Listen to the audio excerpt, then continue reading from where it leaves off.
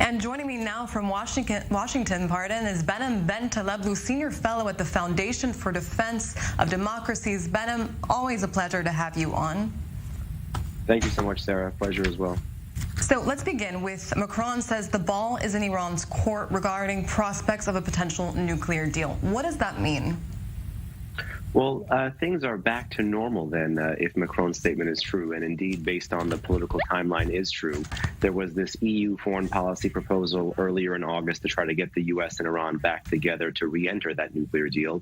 The Iranians, rather than fully accept the European proposal, typically they said yes, but, or no, and. They had their own amendments and comments, and then the Europeans forwarded those changes to the Americans. The Americans have reviewed those changes. They've made their own comments and changes and submitted it back. And now the ball, again, is in the court of the Iranians. And this is, I think, where they are most comfortable. They're most comfortable having the world waiting in suspense as they continue to grow the scale and scope of their nuclear program, as they continue to diminish monitoring and access and verification, as they continue to have an outstanding safeguards issue with the International Atomic Energy Agency, and as they continue to add lethality and capability to their asymmetric military power overall. So this is right where they want everybody.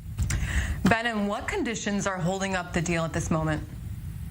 So there's been a flurry of reporting that even by the time we go live now, it may well change. There was talks that the Iranians had backed away initially from the removing the Islamic Revolutionary Guard Corps as a foreign terrorist organization. In my view, if the U.S. does re-enter the deal and give some of those older entities that hadn't previously been hit with nuclear sanctions and are now hit with terrorism sanctions relief, that would be akin to doing the same thing. That would be akin to a strategic mistake and a boon to Iran's terrorist funding apparatus.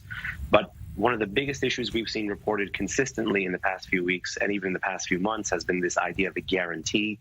The Islamic Republic is looking to try to find a way to both extract more concessions as well as to try to bind any future American president from resuming that maximum pressure campaign, which we know was so effective.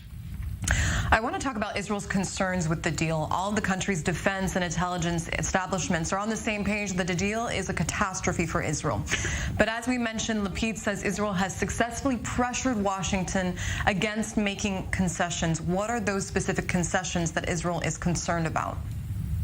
Well, it may be the IRGC FTO one. It may be perhaps settling for an even weaker, much weaker version of the 2015 nuclear deal. But if you ask me right now, and again, this is all speculation because we simply don't know what we don't know. We don't know what was said in the multiple meetings between Israeli national security officials and American national security officials, particularly since last August when this close collaboration kicked off, which is exactly the same time that the new ultra-hardline government in Iran came to power and the Biden administration sought to tempt that new government into nuclear diplomacy and back into the nuclear deal. If you go back into a deal that was fatally flawed by 2015 standards in the year 2022, with what we know about the size, scale, and scope of the nuclear program, even if you make some changes, such as the Israeli officials are mentioning, if you give Iran that strategic concession, it may be too much. It may really be not enough to act. Whatever the Israelis and Americans may have agreed to on the sidelines may not be enough to ultimately keep Iran from a nuclear weapon. So this is my big concern there. Behnam, in your opinion, does Israel have the right to strike Iran? And do you predict that this will in fact happen?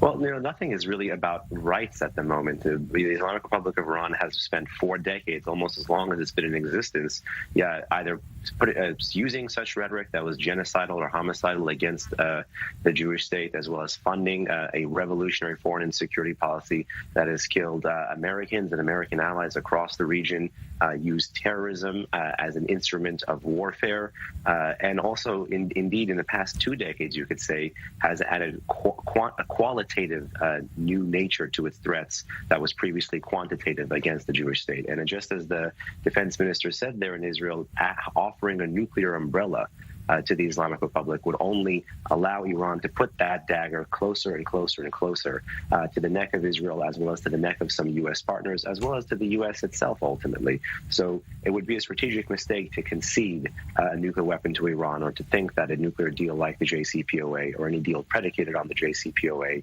would ultimately stop this regime, because a nuclear weapon suits this regime's strategic interests, and that's why they've invested so much in it. And, what the Israelis have shown in the past few years is that that they're willing to escalate the war between the wars. They're willing to stand up against the Islamic Republic of Iran, be it in Syria, be it in Iraq, or with the new political strategy that you see with the Abraham Accords. So one can't predict the future, but it does look messy. Absolutely. Behnam Taleblu, thank you very much for joining us today. Thank you.